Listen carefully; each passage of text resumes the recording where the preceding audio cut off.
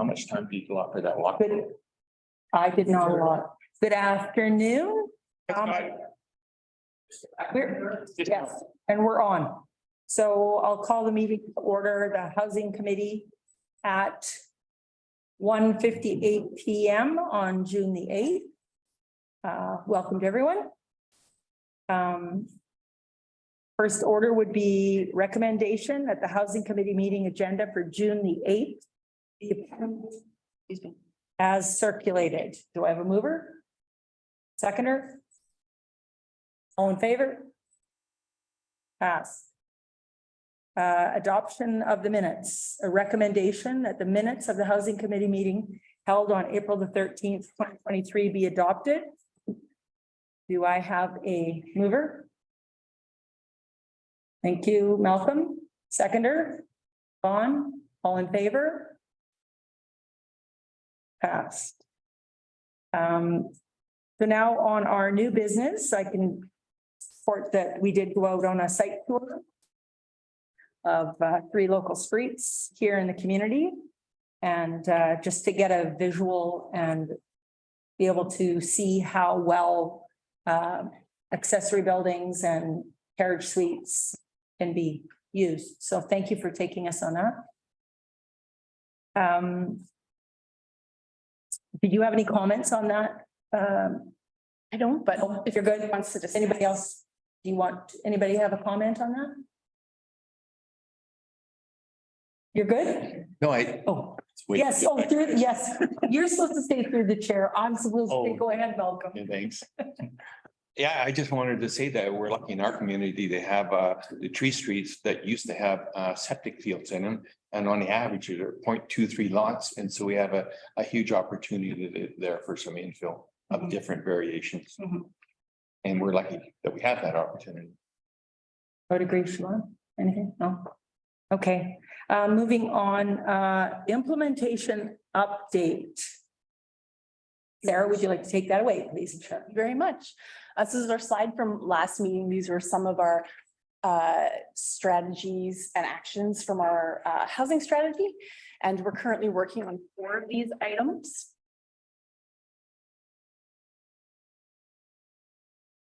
So the proposed amendment bylaws that we had at last meeting, the R1 zone, and then changes to the official community plan to implement components of the housing strategy and build it into the official community plan. So that went to committee of the whole on the 24th of May. It was well received. And then we've got it slated for council for next week, Wednesday, June 14th. The R1 zoning draft, we did end up taking out, there was a restriction, a further restriction on accessory building floor area in there. We decided to take it out because we've already got, we do have a slightly larger regulation in the general regulations that would apply. And there's been a little bit of pushback on reducing the size of accessory floor buildings. So we just took it out. And it's a bigger discussion, I think. So it's not in there anymore. And then the official community plan draft, there was some further tweaking just to align some of the terms in there with the zoning bylaw. So replacing the term carriage house with coach house, because that's the term we adopted. And then we ended up just pulling out the development permit area to have further conversation internally about how it will work with subdivision. So that will come as part of a separate amendment bylaw later on this year. So we'll see how that goes, maybe next month, or we'll see. So that's the update on those. So basically the copies that are attached to the agenda for today are the versions that went to the committee of the whole, and there's been some minor revisions since then. And you can see them attached to the agenda that'll be published on Friday. Okay. For council.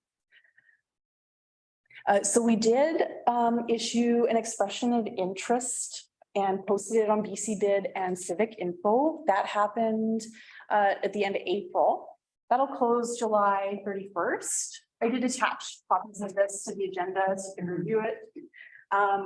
And we did talk a little bit about this last meeting. We were more excited to talk to Matt, the designer. Yes. But this does set out, you know, the parameters around what we're hoping to get from proponents that might, that want to sell us plans. And it does talk about things like, a maximum construction cost of $200 to $250 per square foot. And we're also looking at smaller floor areas in terms of affordability. So our zoning bylaw, at minimum, it has to be 350 square feet roughly, 33 square meters. So what we asked for was between 355 and 600 square feet. But plans that would be adaptable. So if someone wanted to put on an addition later when they had the money to add an extra bedroom or whatever, it would still be in range to be in compliance, right? Because secondary dwellings are limited to 40% of the main house. So I just wanted to bring that to your attention so you could kind of see what the parameters were that we were putting out there. So we have talked to, I think, 3 or 4 different interested parties, and we've already received 1 submission about that this morning. So I won't bring them to the committee until after it closes. So this doesn't close till July 31st. We did also talk with the BC Home Builders Association, one of their representatives, and we shared this with them. They were really interested in, looking for some of their own members that might be interested in partnering with the district to do a demonstration property on district-owned land. So we'll see what comes out of that. They were pretty keen.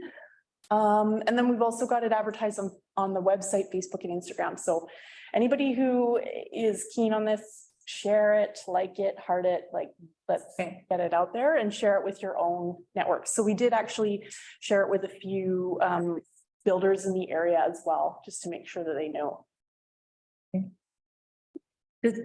Something like that goes out in the paper, or is it on BC Bid or BC Bid and Civic Info? in Civic Info? And then we did a news release through our website. It was hosted on our homepage for Okay, a week. okay, And you're asking, go ahead. and you're asking for more than one concept? You're asking for 3 or 4 different concepts? We left it open because we're not really sure what's going to make fiscal sense to the designer. But did make it known, we're hoping that, say if it's one plan, maybe it's modifiable into a coach house or attached, depending on, add a roof line or you add a garage under it, something that's flexible.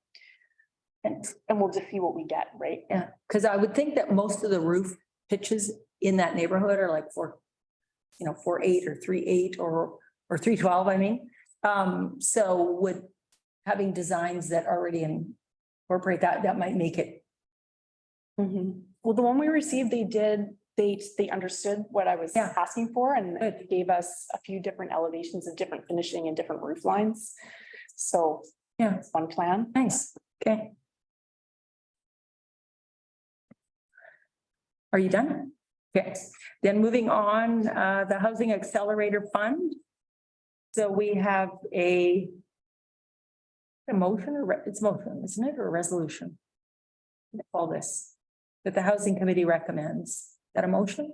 Yeah, so we are hoping to get a recommendation to council around endorsing our HAF Housing Accelerator Fund Action Plan in principle.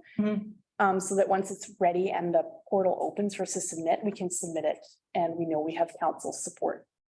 Okay, so it's a recommendation that the Housing Committee recommends council support the HAF action plan in principle and direct staff to apply to the Housing Accelerator Fund.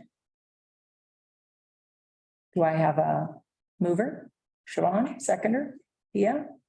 All in favor? Oh, no, Discussion first, sorry, then all in favor, right? Okay, discussion, thank you. all right. There's different applications for this fund. And one application I gotta confess, I didn't read the exam. Not wasting everyone's time here. It's okay. If you like, I can explain how it works. Please. Sure. When I was- Like one of the applications could be for to digitize the building permit application process. And so that would fast track people getting building permits if it's done by electronically. And I think that was one of the examples that the HAF used as what the funds were acceptable for. So is that something that we would want to look at is digitizing the planning, or the approval process? We pretty much have done that. You can apply online and our building official can work off a tablet exclusively. Like Kenny didn't have any paper. Kenny only used computer and the tablet, so we're basically, We're there. Oh, okay. Ron? Through the chair, Scott, how long does it take to process? Like, what does sickness take? we tell people 2 weeks So we're fine. permit issue. Loan is 6 months. So here are the initiatives that I'm suggesting that we move forward with for our Housing Accelerator Fund action plan. This is based on our housing strategy and our short-term and long-term goals with that. So these would be the initiatives that we would kind of split out and look at. So that what was attached to the agenda was an example of that, a draft example of what the application form will look like. And they would expect us to submit at least 5 of those forms as part of our application. They want us to have at least 5 initiatives. And so these would be what I would suggest. So encourage secondary dwelling units. It's something we're already working on, but we working on it within a time frame that is still eligible for this fund. So we can So use that. as part of the first. Is that okay to talk? Yes, go ahead. As part of that first bullet, it is a sub of that would be this our library. Yes, so I'll show you on the next slide. So That's where slides where I'll kind of show you kind of, for example, how this would end up. getting some funding through HAF for the dwelling unit drawings. Maybe. So let me explain the initiatives first, and then I'll kind of explain like where the money actually goes, because this is a really interesting fund and it's been difficult for everybody applying to get their heads around how this fund works, because it does not work like a traditional fund where you come forward with a specific project with a specific budget and they give you the partial money for it. It's not like that at all. It's like, we're willing to do these things for you to give us this money, and what you do with that money supports those things, but it doesn't necessarily directly go into that initiative, right? So these would be the initiatives that I would suggest would be part of our action plan. So encourage secondary dwelling units, missing middle housing. This is that as of right zoning piece we were talking about with getting townhouses, that kind of thing. Encourage rental housing, encourage accessible units, and increase our infrastructure capacity. Sewer, right? So those are kind of our big 5. So as an example, so for each one, they want you to kind of lay out milestones, and this is where you would then see, oh, well, this is for a planned library, this is for this. So for the first one, secondary dwelling units, SDU, the first milestone would amend the R1 zone. So we're working on that right now. First reading next week. Milestone 2 would be to hire a designer. We're working on that right now. We've got an EOI out looking for proposals, and we'll choose a designer or 2, or however we end up going. Milestone 3 would be implementation of the program. And so that will, each one of those kind of encapsulates a number of steps, right? So milestone 3, if we were to tease it out, it might be that, so we go to council, maybe we have a policy for how we add plans to the plan library, like so that we know these plans are endorsed by council and that they don't need a development permit, for example. If they were to trigger one normally, but if it was through this process as an incentive, we might look at waiving development permits for it. So if it's approved through that library, so that would be a component of implementation. Missing middle housing. This is townhouses, houseplexes. It includes secondary suites, but you can kind of pull that out as separate. So milestone 1, hire a consultant. This is what we're talking about with the Complete Communities grant. So we're looking at hiring Urban Systems, who's very familiar with our infrastructure. They've been working with operations and engineering for a few years to do an assessment of our existing infrastructure, inventory it all, figure out what its condition is, et cetera. So looking at working with them to do an assessment of where our infrastructure is in these areas where we want to increase density, and what kind of density we can put on each of those service lines, like where are we at? So this is this Complete Communities grant to do an analysis, a spatial analysis. Milestone 2 would be a development procedures bylaw where we put in place this fast track permitting process where we add delegation of authority so that it can all be approved in-house and doesn't necessarily need to go on a council meeting agenda to be approved. It can just be essentially like a site review. Yep, you've got adequate space for parking, you plan for this, you meet setbacks, check, off you go. To make those approvals faster and get them through to building permit issuance faster. Another component of that could be milestone 3, implement new zones and implement development permit areas. Honestly, I would see those milestone 2 and 3 happening concurrently.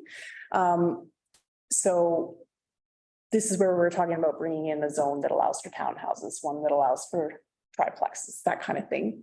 And having a development permit area guidelines that would apply to those, and that you may or may not need a permit, right? Because maybe you've gone through these other incentive processes and you don't need that. So this is an example of how we would kind of put this application together. So what I did is I kind of looked at, they want to know how many units you would project you would build without the Housing Accelerator Fund. So if you didn't get funding, how many would your community build anyway? So on average, over the last 5 years, we've built 21 units a year. Most of them are single family dwellings. We know that from last meeting, right? We also know that in the past 5 months, we've issued 5 permits for secondary dwelling units. If that trend were to continue this year, we could see at least 12 units going in. Kind of cool. So then they want you to kind of come up with a reasonable estimate of what you could expect if you had half this funding and you implemented your initiatives that you're talking about. So secondary dwelling program, this plan library, a housing incentive bylaw as of right zoning, and sewer upgrades. What can you anticipate to see? So I did look at a couple different real world examples that have done this ahead of us, and it's always bigger cities, of course, you know, smaller communities haven't been seeing this pressure until more recently. So the data, of course, isn't 100%, but it gives you an idea, right? So like Seattle, they did an incentive program, opened up zoning and had incentives, grants, tax waivers, this kind of thing for secondary dwelling units. They increased their units by 202% over 3 years. It just skyrocketed once they supported that. So if we were to apply the same numbers, it would be kind of way out of whack. I don't know that that would actually happen. The other example was Portland, and what Portland did, they have a similar program that BC, the province, is talking about, increasing density to 4 units on every parcel. So they've got a similar program where they allow expanded secondary dwelling units. They also allow 4plexes. They even allow 6plexes, but there's a conditional approval on 6plexes where it's like half those units have to be affordable. So they have to enter into housing agreements on 3 of the units, and the other 3 can be sold at market rates. And that's all through zoning. So those are zoning incentives, and that program also includes accessibility. And theirs was a little more dialed back for accessibility. They call them visitable units. So it's really only, there's a level entry. There might still be an upstairs. There won't necessarily be, it's something that someone in a walker or wheelchair, they could enter the home and visit, wouldn't necessarily be able to live there on the 2nd floor. If that makes sense. Soft approach. What I end up doing, because these numbers seem kind of high, like if you look at, so Portland, if we were to apply Portland's numbers, so 26% of their sites over 3 years were developed with secondary dwelling units. If we took that same number and applied it to our 5 in 5 months, that would be 45 units in 3 years, is kind of how that would work. The numbers seem kind of high for this application. So what I went with was, if with our housing incentive bylaw, council commits to a specific number of each type of unit that they would incentivize before that bylaw cuts off in effect. So you would have no property taxes for 5 years, and you would not pay development cost charges, say for 10 secondary dwelling units, for 6 units that are triplexes or row houses. So kind of roughed in the numbers there. So if we pick a specific number, so this is how many we could do in 3 years. This is how many it would look like in 10 if we were to do it that way. So this would actually wind up being 6 secondary dwelling units and 6 principal dwelling units. So it's kind of, this bar is kind of in the way.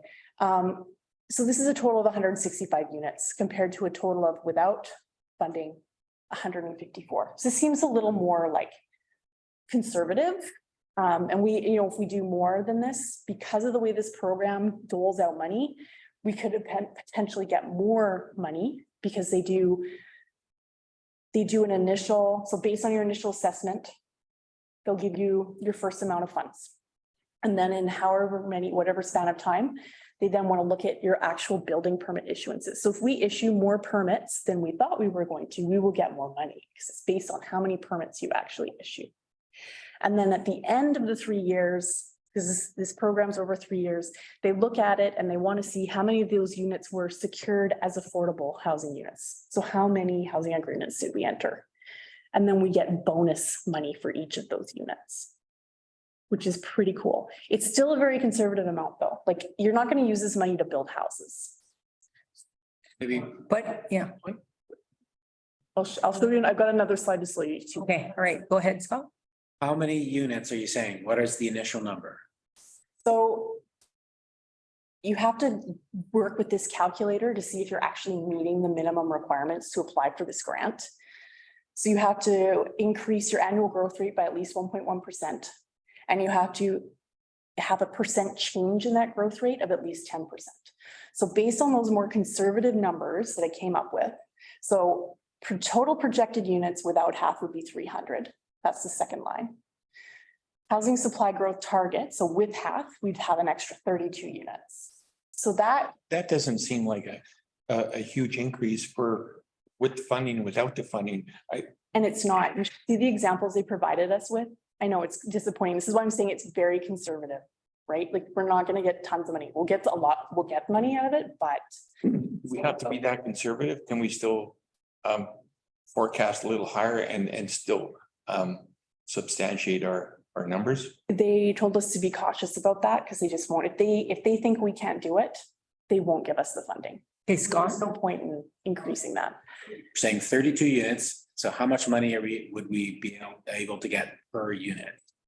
So I just wanted to point out that at this very conservative number that we're all very sad about, we're well over that 1.1% increase. That's 5.8. But when it comes to percent change, it's still pretty low, 10.67. So actual money. 300. So without half, 154 units. So this is looking at, I'm using the numbers from their category for multi-unit housing missing middle. This includes secondary dwelling units as well as houseplexes and row houses, which is what we're talking about with our as of right zoning. So 154, no half. This is in 3 years. With half, 165. That's an increase of 11 units. So the base amount we would get per unit, say they awarded us the grant, initially they're going to give us $20,000 per unit. After X amount of time, and they look at your actual building permit issuances. So say we actually issue 11 permits, it would be 12,000 per unit. And then affordable housing bonus. If all 11 of those units were affordable, and since I base this on our housing incentive bylaw, where we're saying, if you want access to incentive, you have to commit to it being affordable or accessible, right? That's 19,000 per unit. So if we were to meet all those things per unit, we'd get $51,000. So times 11, 5,000. No, I can never say these numbers. 500,000. Over $500,000. Right? So that's what we'd get. Now, if you were to break out secondary dwelling units, take those units out of that amount, just secondary dwelling units alone would be $306,000, right? Okay, Siobhan, you had your hand up? Yeah, I did. Through the chair. Just so everyone that applies so we've got 5 building permits right now. Will all those happen this year? Like, can you just get a permit? I've never got a permit. So, does everyone build when they get a permit? So Not all. when we get 5, do we get 3 actual things that happen or do we get 5? So your question is if we have 5 building permits, secondary suites right now. If I would say probably most of them would build this year. Would or would not? Would. You definitely for single family dwellings, if someone's applying for single family dwelling to get a permit, they're going. Okay. It gets maybe a little trickier with like mom and pop, get a permit for a basement suite. they might dilly-dally do it themselves, so it might take longer. But typically, you know, our permits are done in 2 years. What's the renewal time on it? How long is a permit good for? 2 years. Years, Years. as long as you keep working on it, you can get extensions, but if you don't do anything for after the 2 years, if you don't do it, actually, I think it's after 6 months, if you don't do anything for 6 months, then your permit lapses. What's the cost of a permit? It's about, we'll say $8 per thousand, so Based on construction value. on construction value, so If you're building something fancy, it's gonna cost you more. If you're building just a basic, it's gonna cost you less. And that's the idea, is we want to incentivize basic units. $300,000 house, we'll say $2,500. Yes, Tia? Through the chair, on these permits though, that have applied for and been approved for, they wouldn't really fall under this anyway, because they might not have done it through affordable, you know, not gonna meet those criterias anyway, correct? The half criteria, yeah, for our Oh, it will. two, right? It might not meet it for the third one. Okay, Because this money, they don't give it to you all at once. It's over time and they look at your actual numbers. right. So at first, it's like, well, this first 20,000 per unit, that's just based on our guesstimate, which may or may not be accurate. They're gonna give us that regardless. The second one, the top up per unit, we would get that after a year or two. I can't remember what they said. They look at how many permits you've actually issued, and they're not looking at whether or not they've. Whether they're- Occupancy. Be used for what we're trying to Give accomplish, you the right? money, Okay. right? So I know this number is low, but this is the thing, they don't require you to actually spend this money physically on building a unit. You can now take those funds. And that's why they want to see what your milestones are, and you invest it in places that it needs to go to actually support this happening. Because it's pretty low cost for us to change zoning initially, like to process a zoning amendment. Right? It's not a super high cost to do that. What is a high cost is over time. The drain on the infrastructure, right? Mhm. So how do you offset that? And so you can use the money to do that, right? So this is where on the bottom I've got, where do the funds go? To hire the consultants we need to actually give us the advice, you know, professional advice we need to build a capital budget over time. Where should we be investing money, right? Infrastructure upgrades, we can do a loan or development cost share program through our secondary dwelling unit thing. Doing site design, prep and servicing for land that we already own, for example. Okay, so this is in regard to district-owned lands? Not necessarily. Okay, so when it says site, okay, because that just kind of how it came across. So on the site design, prep and servicing. So if I've got this permit to build, would I apply to the district, or would you be funding me or supporting the fund for my site design? Like how does the person going for the development permit get anything benefit from it? Back to the milestones. Yeah, so that would be like my recommendation, is where it's actually going to fund some of these other parts of the program, right? So we would take some of that money and put it into our funding to pay the royalty fee on these free plans, Okay, right? Because we only have so much budget in the housing fund for this year. We're probably going to use most of it buying those plans. We're not going to have enough to actually pay the royalty. Okay. So this funding, right? So we might. Okay, and we might also set up a separate program from that where we're paying the royalty, where we set aside a pot of money that becomes an interest-free loan. So that pot of money never disappears as long as people pay their loans back. So we'll always have it, right? The other way to do it that we were initially talking about was what Vernon did, which was they used it as a grant, and the amount of grant you got was equivalent to DCC. So then we could shift the money from that pot directly into our pot for sewer upgrades or sewer treatment plant. Right? Right? So it'll go into other places, is the idea. And, you know, where we ultimately decide to do that, how we ultimately decide to build out our plan. So on that back screen with the 10%, so if I was evaluating these applications, that's the screen I would go to. And, you know, if Sycamoose is going to increase their housing by 10% and another town is going to increase theirs by 20%. Well, the government want to put the money where they get most. They're gonna put it where they think you're actually capable of doing it. So So CMHC is already very impressed with us, as I'm sure you are already aware from going to the housing summit. PIBC, Scott was just at PIBC and CMHC was there talking about the Housing Accelerator Fund and was very impressed with what Sycamoose is already doing. Like Sycamoose is like on track. We're doing the things they wanted us to do anyway. And I think, and possibly, potentially, that's partially why their date for when these initiatives start is that backdated to last year, because we started, we were already wanting to do this. It's retroactive. It's retroactive. Oh, I didn't know that. part. Go back to the milestones. I think that's a good one that you can show. Oop. Here. Yeah. Where's the money going? Yeah. So maybe just speak to where the money's going using this slide. So if we look at our secondary dwelling unit program, which is what we're trying to put together right now, it's what we're working on as our first kick at the can. So our one zone amendment, that's not really costing us money other than staff time. You already paid for that as councilors, right? Milestone 2, hire a designer. So we're currently, we've done the EOI, right? We're waiting for proposals and we'll choose a designer that we're going to hire and we'll buy those plans, right? So that money could go into paying for those plans, even though we've got some money set aside, right? The other milestone 3 would be implementation of that plan. So that's when we, we roll out. This is where I was talking about, perhaps we go to council with a policy about how the plan library is structured, how plans get onto there, and whether or not like the waiver of development permit might be. And what the, Royalty we're gonna pay. Right. Exactly. and what the incentives are.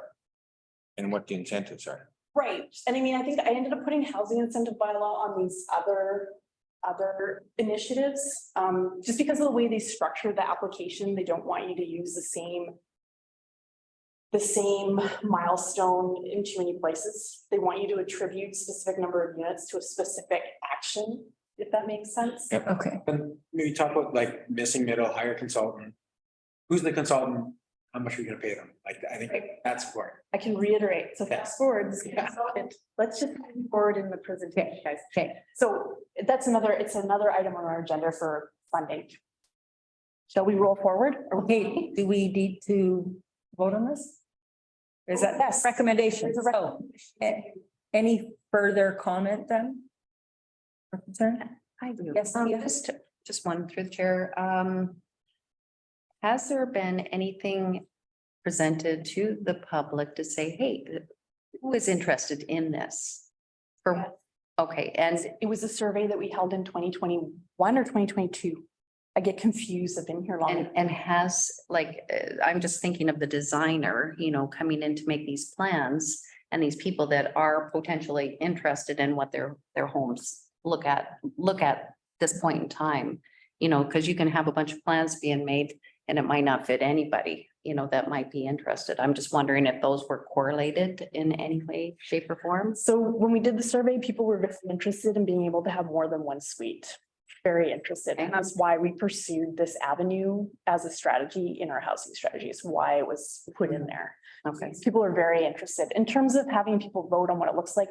Ultimately, it's a Not vote, little box. No, I'm just saying, like, if you look at the homes and what year they were built and, that kind of thing, how to make it all fit. Yeah. Yeah. So that is something that I did have a lot of conversations with the proponent who just submitted, and Matt, who was here at last meeting, was like, go drive around, see what's there. Mhm. And you can see like there are some more contemporary designs, but there's also a lot of houses that are, and which is why we did the site tour.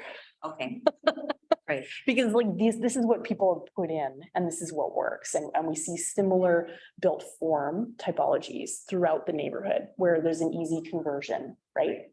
And the expression of interest covers that off to you, in a higher picture, like with the setbacks. And so the expression of interest covers the higher level of that, what setbacks we have here in town with the size lots and stuff. So that's sort of the higher level parameters is the expression of interest. Okay, so I'm going to read the recommendation again. That the Housing Committee recommends council support the HAF action plan in principle and direct staff to apply to the Housing Accelerator Fund. All those in favor? Unanimous. Carried. Beautiful. Right. Next, complete communities grant application scope. There. Yes. Okay, So this is, we're talking about one of the places where we can get money, but it's also one of our milestones. It's actually a separate fund through UBCM, not CMHC. It has to do with provincial and federal commitments to reducing greenhouse gas emissions and increasing energy efficiency. So this is kind of where this fits in this kind of larger context.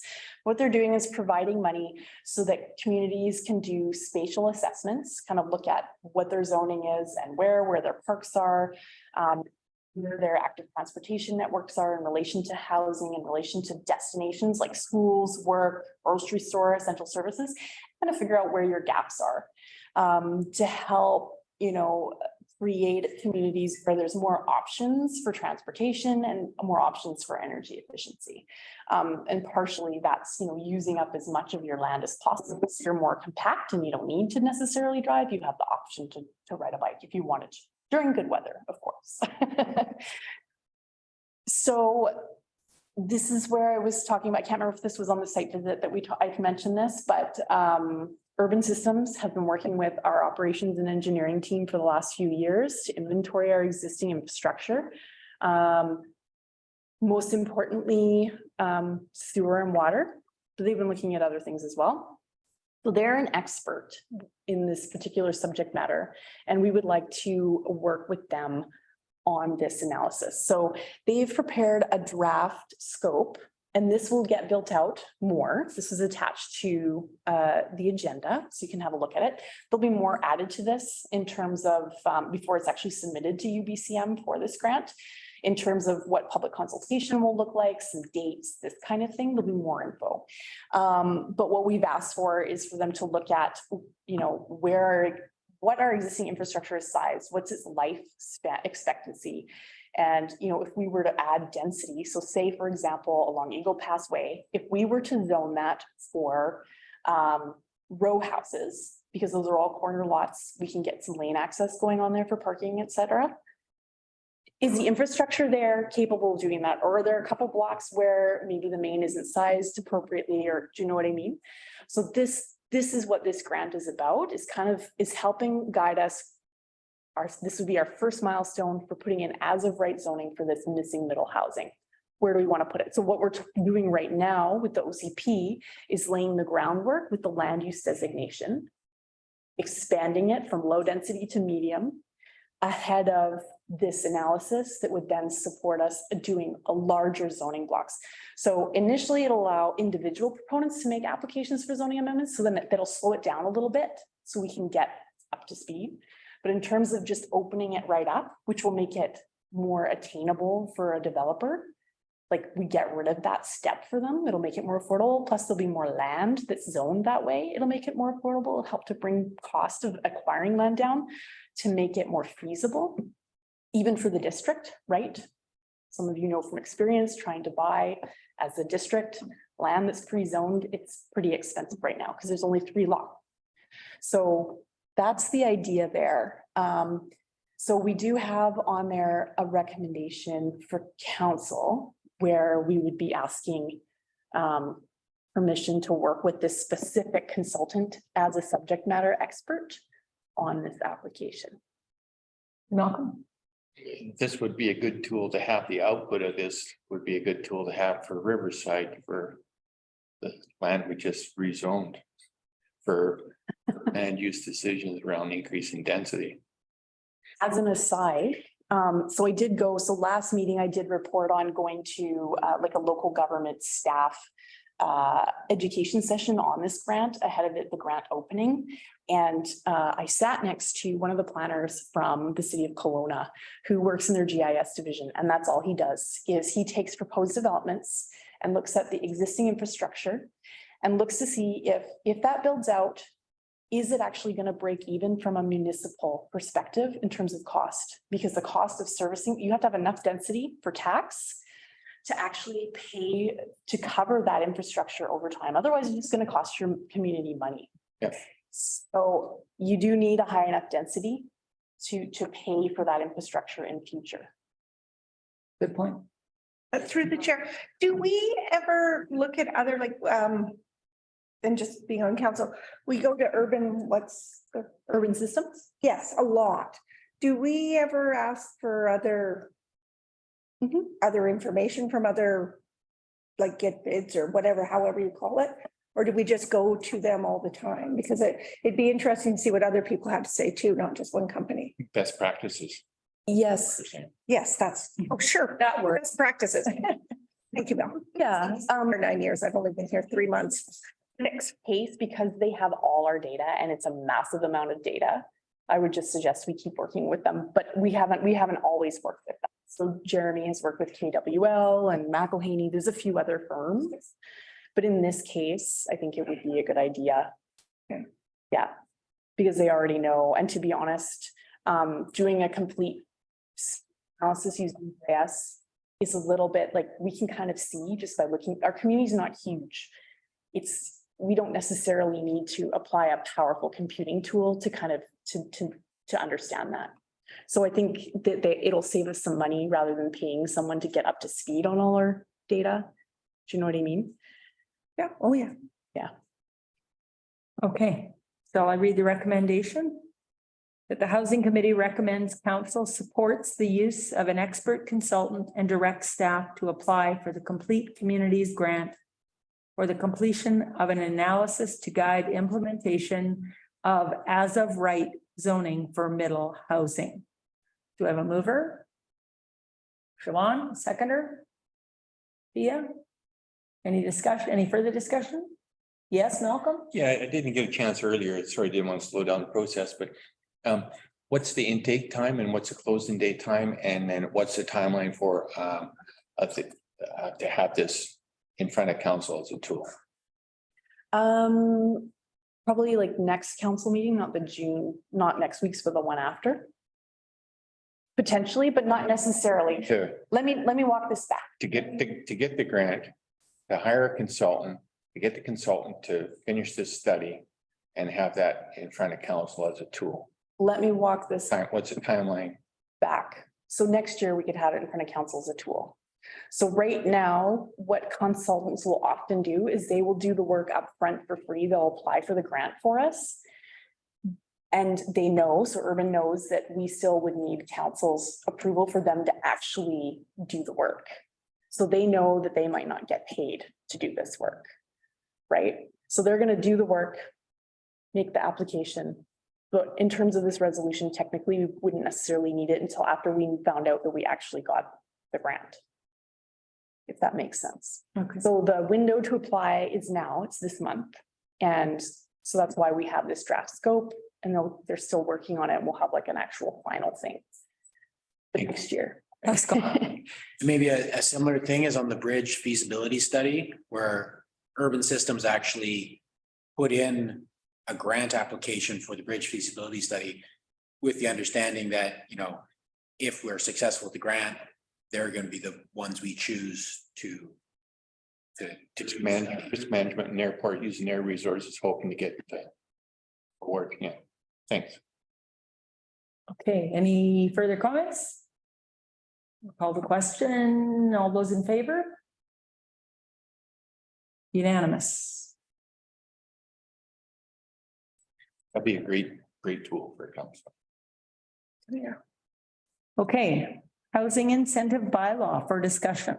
Yeah, so I thought I would just bring this back just to kind of keep it at the forefront of folks' minds, because it is something that at some point to move forward seriously with.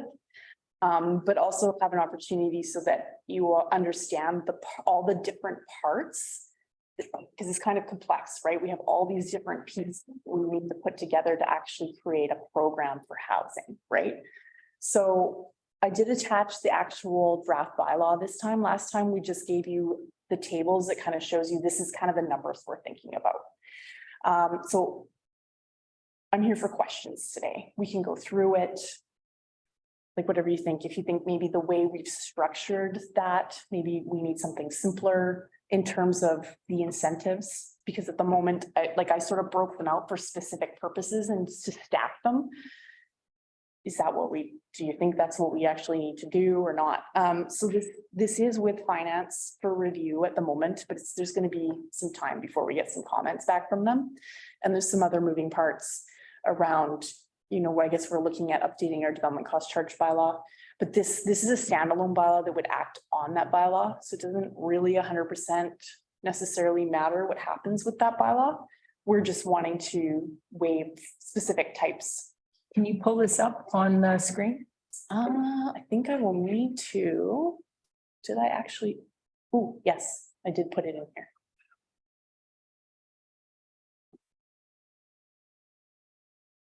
Well, what about, oh, sorry. Go ahead, Mel. In your bullets there, I didn't see stuff about, like you talked about DCCs and revitalization and So how tax does, exemptions, but what about thank you. building permits? You might have to rezone, like the cost of rezoning or to apply for a variance for a secondary dwelling bid on their house. You know, what about those fees? Right. There's, So some I of think it's those- $300 for a variance. I printed on it. So when it comes to the Great. variance question, it's similar to the development permit question, like building permits are kind of a different entity. Development permits, building permits and variance costs. When we talk about variances, when we talk about development permits, that will fall under our development procedures bylaw, which we haven't brought to you yet. We're still working on it. So the province recently adopted new powers for council to delegate additional approvals. This includes variances now.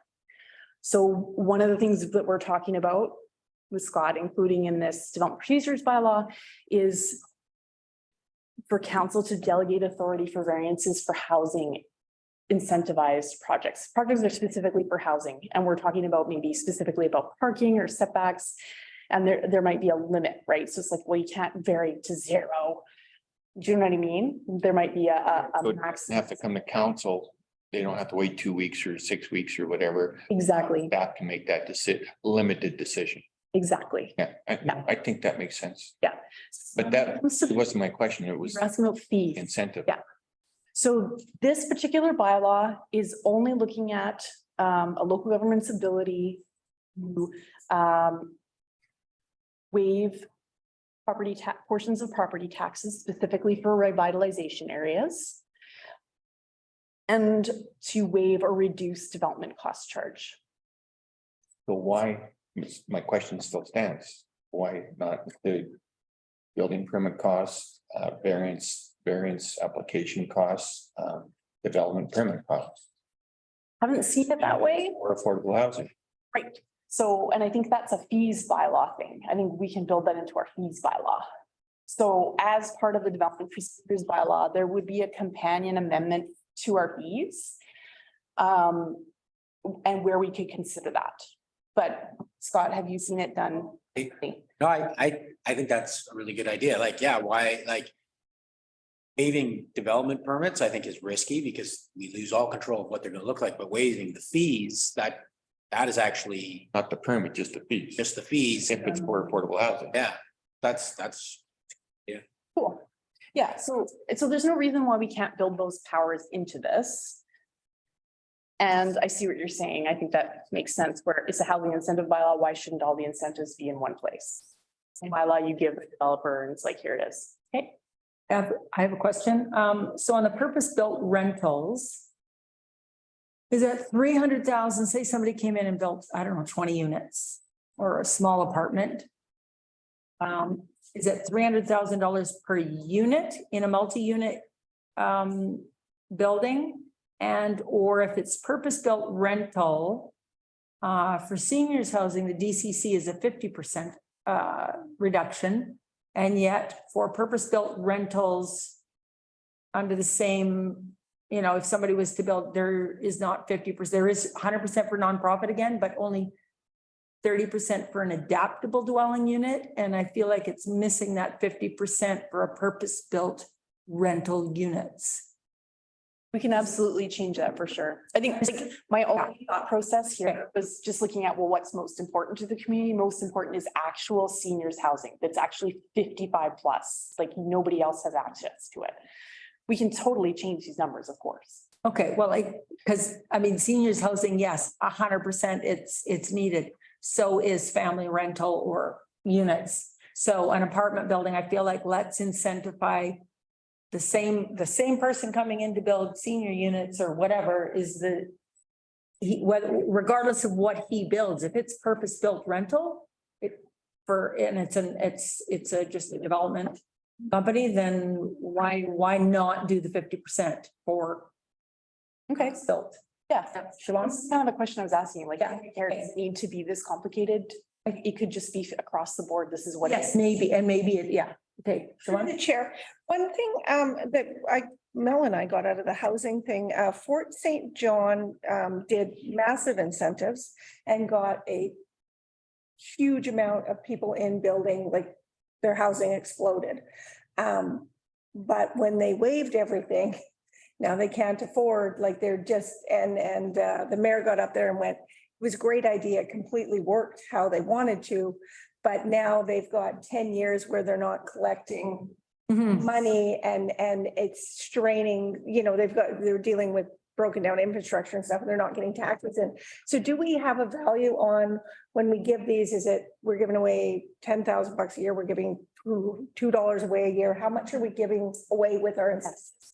And how do we then recover that to keep our taxes low for taxpayers? Yes, so that's partly where like that half funding, right? That's why I was saying like, this money isn't specifically going to be spent on building a house, literally. It will go into covering the costs of these programs, right? But also in this bylaw, why I gave you this bylaw, because you guys had the same question last time, is that this bylaw has in it. Just. Yep. Just clarification. I don't want to Okay. interrupt, but Oh. I think that, and I was kind of thinking the same thing. So that DCC funding, what we're missing, say we're going to lose 100,000, we're not going to be collecting those DCC Right. go into our services. That's where that housing accelerator fund, is that one of the pots that money can go into? Yes. It could offset the loss of those funds. Right, so that housing accelerator fund, that $520,000 go into that pot. And then when someone comes forward for one of these DCC reductions, we go to that pot of money and take it out. So it's not like the DCCs aren't being collected. The person's not paying for them, but we have. But does it balance? And if not, what percentage will it And cover? that's the idea, right? And that's why I haven't really pushed this bylaw more forward, is because I kind of want to see where we land with the half and where we want to put that money, because we do need to kind of commit, like we can't just scatter it everywhere. We need to kind of be more focused. So how this particular housing incentive bylaw works is we can adopt this, but it can only be live for a period of 4 years. And then it stops. It has a stop date and it no longer functions. But you can also build in a maximum number of units or maximum amount of money that you've waived. And so that's why this is with finance, is to try to help gauge what is going to make sense, right?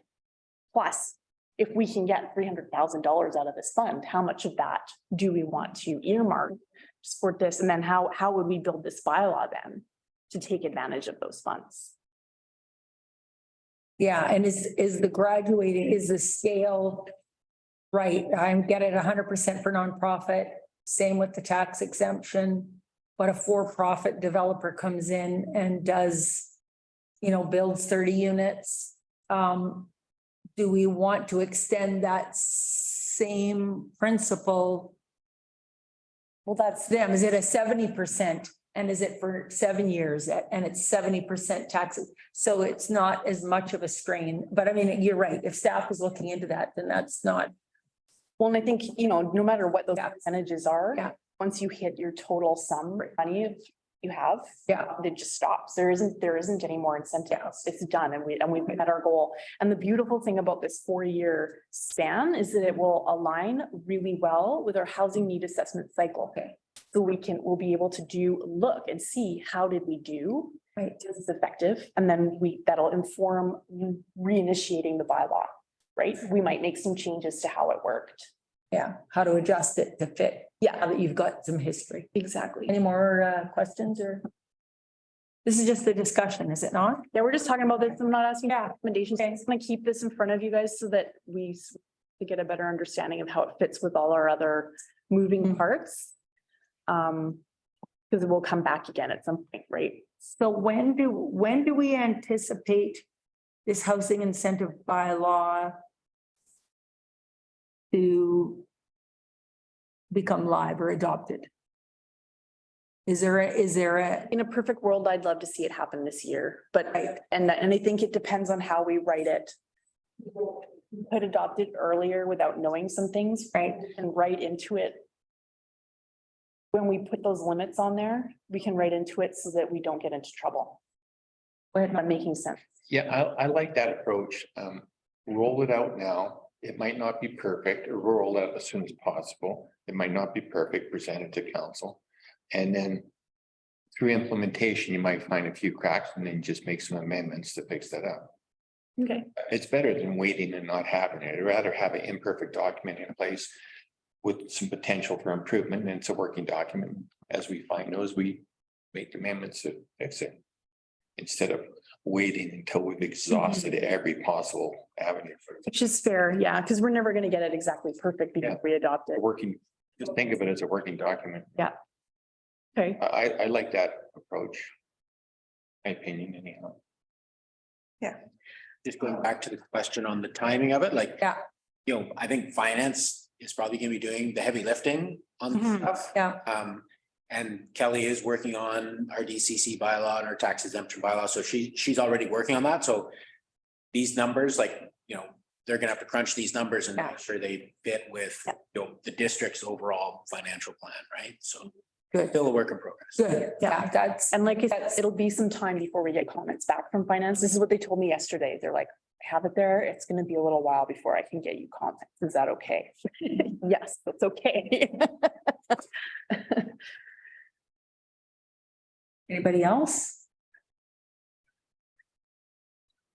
I think that experience of, what community did you say that did that? She's talking about St. John. St. John. Fort St. John. Fort St. John, but that then ended up in a deficit situation. It was like, oh my God, we kind of, Wonder how many. And you know, I did reach out to Quinnell. So this was modeled after Quinnell's program and they built 4 multifamily buildings for the bylaw cut off. Right, I that, haven't followed up with them to find out, you know, did they run into an infrastructure issue or like? well, you're gonna see as people start applying too, what kind of dwellings they're actually applying for.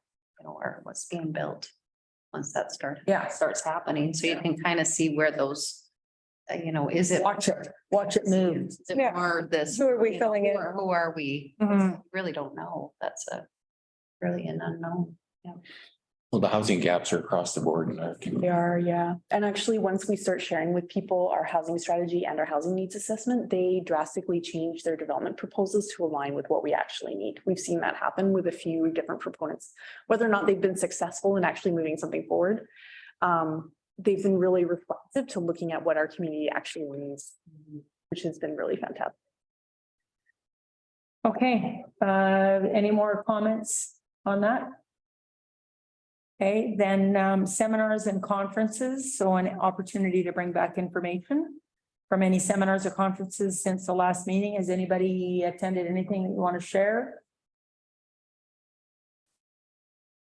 Yes, Scott. I was at the Planning Institute of BC conference in Sun Peaks last week and Okay. all the planners from all over the province.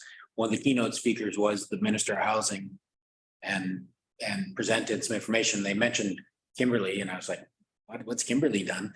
But yeah, when it was a huge topic of conversation, like every session was housing and they asked people were like, oh, what's Sycamoose doing? I'm like, oh, you know, housing needs assessment, housing strategy. Gonna do that? No, we're done that. They're like, what's next? And I was like, well, the plan library and these incentives and are the OCP amendments and they're like, oh, you're gonna, when are you gonna do that? Well, we started this month and people were like, we were so far ahead. And when I went to CMHC, they had a little session on funding and I went in there and I met Cleo, who's in charge of it. And she's like, oh, I know, Sarah, I know your plan. You guys are way far ahead.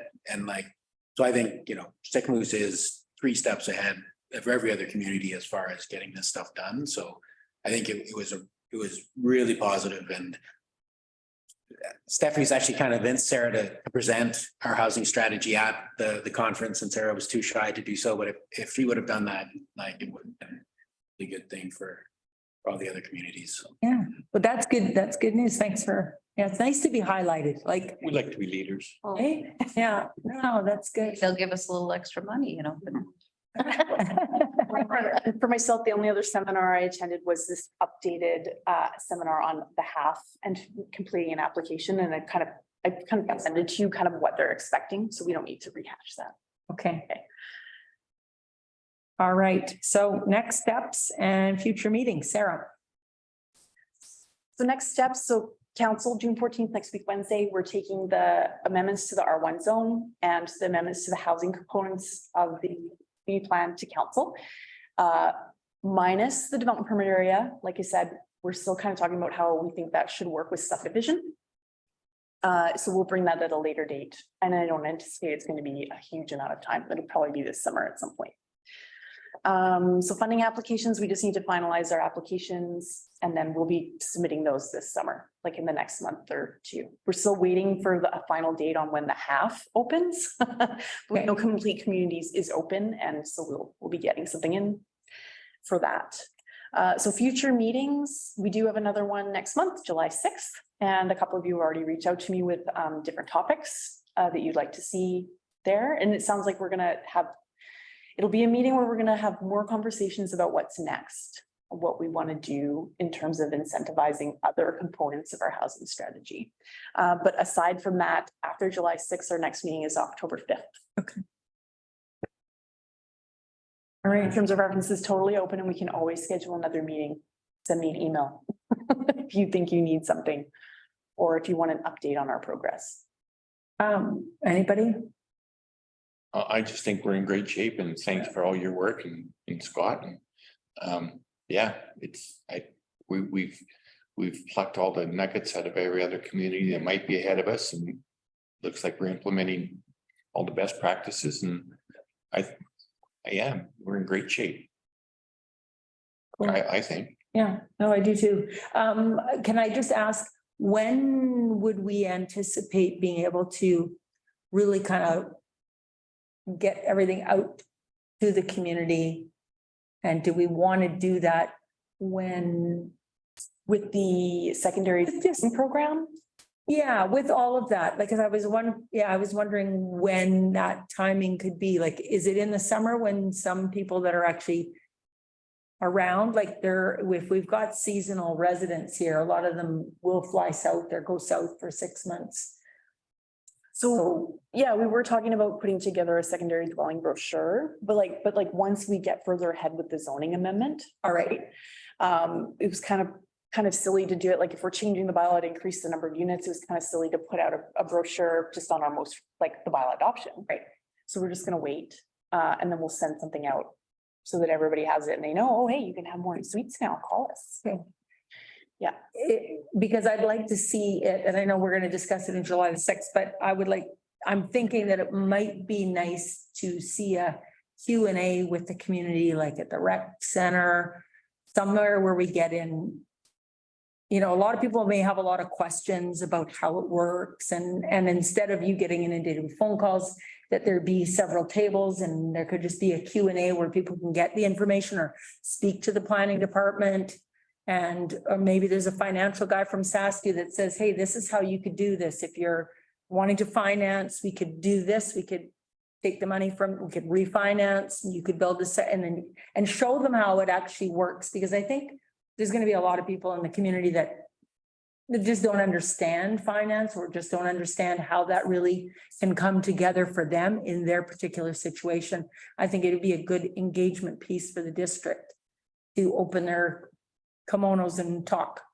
Maybe going back to your question is, hey, who wants to build a Yeah. suite, and have we reached out to them? And maybe that is something we should do. You know, I'm thinking, like, I'm looking at the next meeting, July 6th, but before the end of July. And just, hey, do you have an idea to build a secondary suite, and just Mhm, host some time with some resources for people? mhm. Like ahead of the adoption kind of thing, or? I would say even ahead of those of the EOI. Are they really interested? Yeah. So we have the next meeting is July 6th. Maybe time it kind of around the same time as that meeting, or? Yeah, I think maybe. I think the inventory in our library, like what do we have for construction drawings, would be a really nice thing to put on display. Say, here's a couple of concepts we have. Thing after the close of the year. It would have to be after the closing, That, the end of July, July 31st, and then that would be August. oh, right, in July 31st, that closes, right? Give people time, but that's something. That would just be a key component to this infill is people, say, well, what can we put in our backyard or our front yard? And we could say, well, here's a couple of concept drawings here that are approved for construction. Wasn't there a map, like a zoning map that showed like the properties? Didn't you have something like that already? That showed in the community which ones would be even able to do something like that, Right. sides of their properties. You know, like that way they could go and look at it and go, Yeah. okay, it looks like I'm Even what you in that did, area. even the document that you provided today before we went on our tour, something like that. I don't think it needs to be a design, like, I don't think we need a physical design. It would be like here's a 400 square feet. So if your house is situated halfway from, midway from the street on your lot, this is where you could do this. But It's- even if, like I looked at a map that showed what, like the two size lots, Right. that. Right. And then like right behind me, for instance, I Mhm. see they aren't. Mhm. So there are people that are not gonna be able to do this either.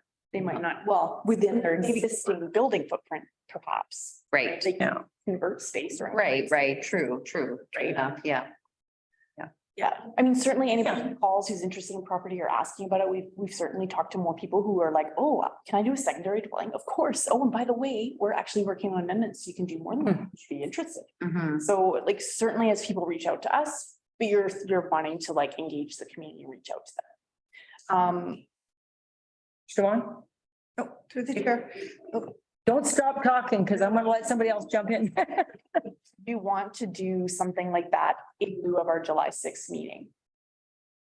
Could you have something prepared for that? And can we bring in some other, yeah, I think so. Could you be ready for July? Started drafting a website for secondary dwellings already, so there's a bunch of Okay. material on there. It's just not public, right? Because we were waiting, we actually started the bylaw adoption process. Or do we move it a week and then we do it all together? Like, do we move it? Or is that council? Yeah. Well, it'd be interesting, just, and like, this is what I do in my spare time is, you see a house for sale in Salmon Arm and you go on their GIS system and you're like, oh, can you subdivide it? Oh, could you add a second unit? Like, I can do it in about 3 minutes. Oh, okay. So it'd be interesting to invite people in, hey, are you interested? And we could actually sit down with them and be like, oh, what's your property? Okay, well, these are the setbacks you need. And you could actually show someone very quickly, Mhm. is it possible? Is our mapping, Want to say that's I've added the. giving advice though, like, we're running the risk of, yeah, you can do it. On invest $10,000, we find out that we screwed up on the JS, but it would be interesting just to give people the ability to think about it and maybe explain that to them. Right, like explore the opportunity. In other words, it's like, there's no guarantees, but yes, you look like You your can, property fits in, you could actually do this, so I would.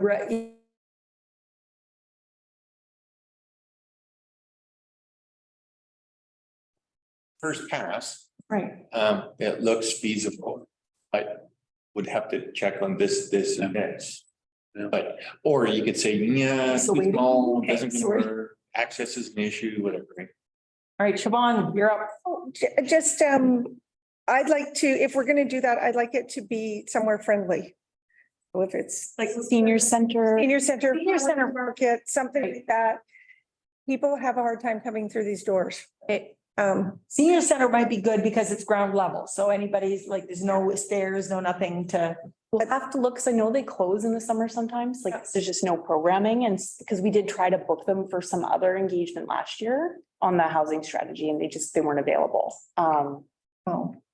Maybe the farmer's market. The farmer's market on Friday nights is fabulous and you're gonna get a lot of different people and it's gonna get chatter. Yeah, well, it will, but you won't be able to pull up a thing on a screen, right? Like. He's got data, he Like can that. have his, I mean. but he on his laptop. Sure We he want can. something like that.